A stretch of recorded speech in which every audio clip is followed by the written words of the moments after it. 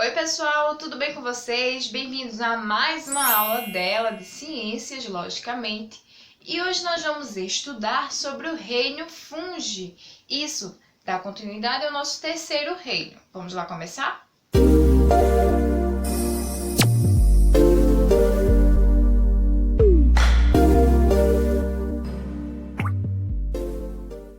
E a primeira coisa que vocês vão descobrir sobre o reino fungi, logicamente, que vai abranger quais seres vivos? Os fungos, certo? Por isso aí o nome fungi, fungos, ok, pessoal? E os fungos, eles são muito importantes, principalmente na manutenção de todo o ecossistema. E o que é ecossistema mesmo, gente, que eu expliquei para vocês nas aulas? Bem, o ecossistema é um conjunto de seres bióticos e abióticos, ou seja, seres vivos e não vivos. Todos os seres vivos, todos os seres não vivos que existem, certo? Formam o ecossistema, ok? E nós vamos começar pelas características gerais de todo o reino fungi, certo? Primeira característica, eles são seres eucariontes. O que isso quer dizer? Que as células, que constituem, que formam os fungos, são células completas, células que têm uma membrana que vai proteger o material genético, ou seja, vai ter o núcleo, ok, pessoal? A segunda característica, no reino fungi, existem seres unicelulares e seres pluricelulares. Existem espécies de fungos que são unicelulares, constituídos apenas por uma única célula, e existem fungos que são pluricelulares, ou seja, várias células, mais de uma célula. Dentre os seres unicelulares, a gente pode destacar, por exemplo, as leveduras. Não conheço, tia. Bem, as leveduras é muito utilizada. Sabe como? Sabe onde também? O fermento, isso mesmo, aquele fermento ele é fabricado das leveduras, que é um fungo, ok, pessoal? E ele é um exemplo de um fungo unicelular. Já outro exemplo de fungos pluricelulares, eu posso citar para vocês o famoso cogumelo, certo? Mas tia, cogumelo não é planta? Não. Quem pensava que cogumelo é planta até hoje, que fazia parte do reino Plantae, não é. Cogumelos são fungos, fazem parte do reino fungi, ok? Outra característica dos fungos é que eles possuem uma parede celular externa à membrana plasmática. Ou seja, além da membrana plasmática, lembra que é aquela membrana que protege a célula, certo? Além da membrana plasmática, acima dela vai ter a parede celular. E em que essa parede é importante? Qual é a característica que a parede celular traz para o fungo? Ela vai trazer uma certa rigidez, certo? Ou seja, os fungos eles são mais rígidos por causa de quê? Da parede celular, a membrana que vai ficar acima da membrana plasmática. E essa rigidez provocada por essa membrana vai fazer com que os fungos eles consigam ter uma resistência a mais a sobreviver no meio ambiente. Ok, gente? Então essas são algumas das características dos fungos que vocês aprenderam hoje, tá bom? Além das características gerais, nós vamos também aprender sobre como eles se alimentam, ou seja, qual é a forma de alimentação dos fungos. E para entender como é que os fungos se alimentam, a gente vai primeiro analisar os fungos pluricelulares. A gente vai analisar a estrutura dos fungos pluricelulares. E como é? Vejam só, observe essa imagem aqui. Os fungos, ele é basicamente dividido em três partes, certo? E a gente vai compreender cada uma dessas partes agora. Vejam só. As células dos fungos pluricelulares, elas são agrupadas em filamentos, certo? Várias células agrupadas em filamentos, como vocês podem ver aí. E esses filamentos são chamados de hifas, ok? Os filamentos, essas células agrupadas, formam as hifas. E as hifas vai formar o micélio. Observa aqui, o micélio, ó, o conjunto de hifas, parece raízes, tá? E acima do micélio, toda aquela região, por exemplo, dos cogumelos, como eu estou mostrando aqui para vocês, toda essa região visível aqui em cima é chamado de corpo de frutificação. Em alguns lugares vocês vão ver o nome corpo frutífero, certo? Depois que vocês anotarem no caderno de vocês cada uma dessas estruturas, agora a gente vai entender como é que acontece a alimentação dos fungos. Como eu falei no início, os fungos heterótrofos, eles são extremamente importantes para o ecossistema. Por quê?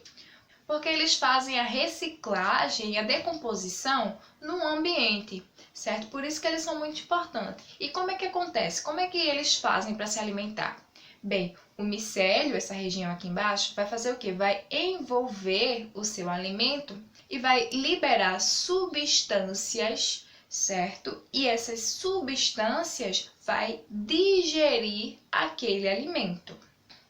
E depois de digerido, certo? As células, elas vão começar a absorver todos os nutrientes que ela precisa. Já nos fungos unicelulares, todo esse processo também é realizado, só que apenas com uma única célula, já que os fungos unicelulares, ele é constituído, formado por uma única célula. Mas e a reprodução dos fungos? Como é que acontece? Como é que eles conseguem se reproduzir? Vejam só, os fungos, eles podem se reproduzir de duas formas, sendo que a forma assexuada são dos fungos unicelulares, certo? Ou seja, os fungos unicelulares se reproduzem só. Já de forma sexuada, ok? São dos fungos pluricelulares. Só que a reprodução sexuada dos fungos pluricelulares é por fragmentação. E como é que acontece? Lembra da estrutura do fungo? Temos as hifas, que formam o micélio, e também temos o corpo de frutificação, que é a parte de cima, né? Eu estou dando exemplo do cogumelo, tá? Lembra dessa estrutura? Então, como é que acontece? No corpo de frutificação em cima, vai liberar o esporos. Vai liberar esporos. Esporos no meio ambiente, certo? Esses esporos vão se agrupar em filamentos. Esses esporos liberados vão se agrupar em filamentos, formando hifas. Essas hifas vão formar micélio. E o micélio vai dar origem a um novo corpo de frutificação. E assim é a reprodução sexuada, tá, dos fungos pluricelulares. Só recapitulando, assexuada vai ser dos fungos unicelulares, sexuada dos fungos pluricelulares. Porém, é sexuada por fragmentação, tá bom, pessoal? Outra coisa também que é importante citar é que os cogumelos, eles são temporários. Por que eles são temporários? Justamente por causa desse tipo de reprodução por fragmentação.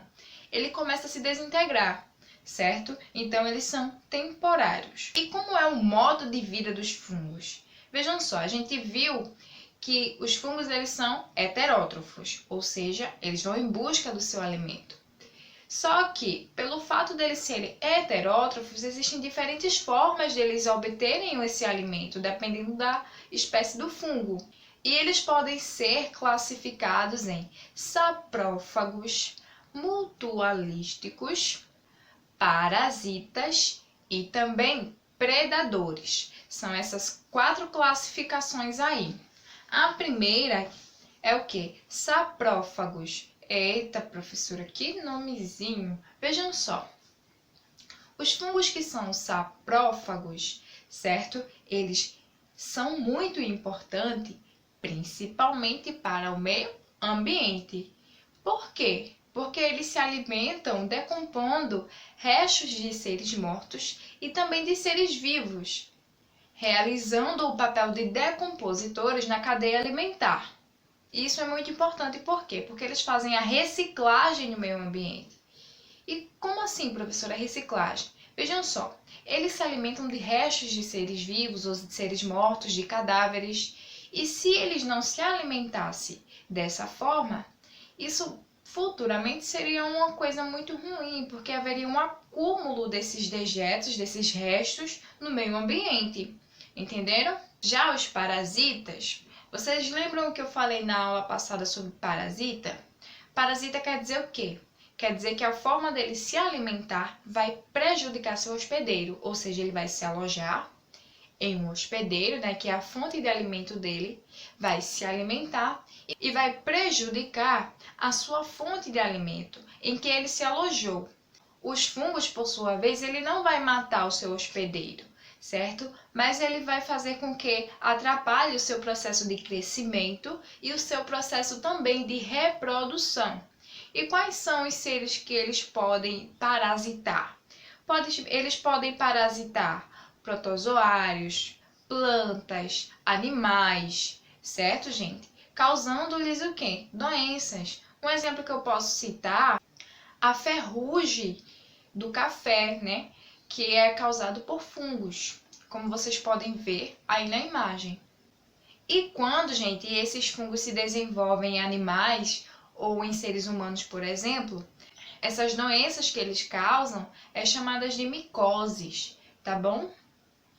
Deu para entender aí? Então, saprófagos são os fungos que fazem o quê? Que vão se alimentar de restos de seres vivos, de seres mortos, para fazer a reciclagem no meio ambiente.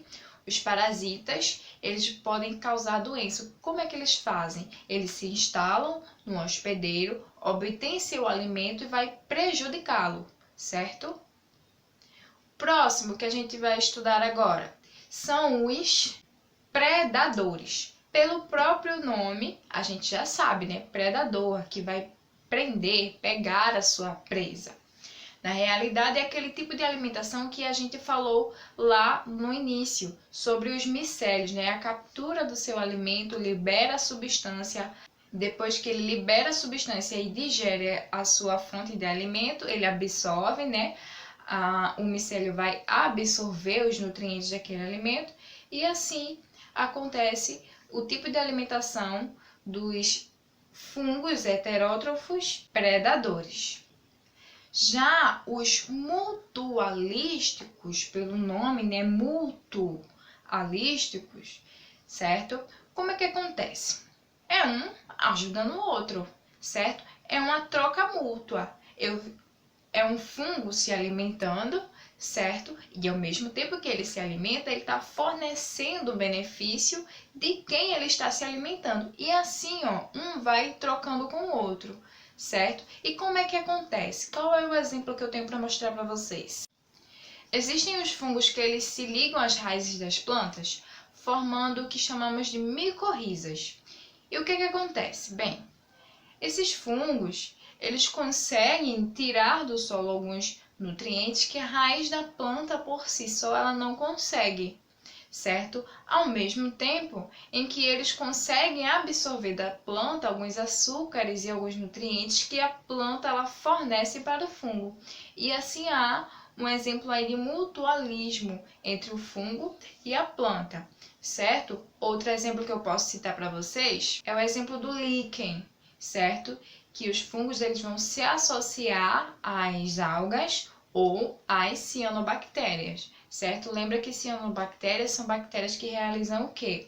O processo de fotossíntese, tá bom, pessoal?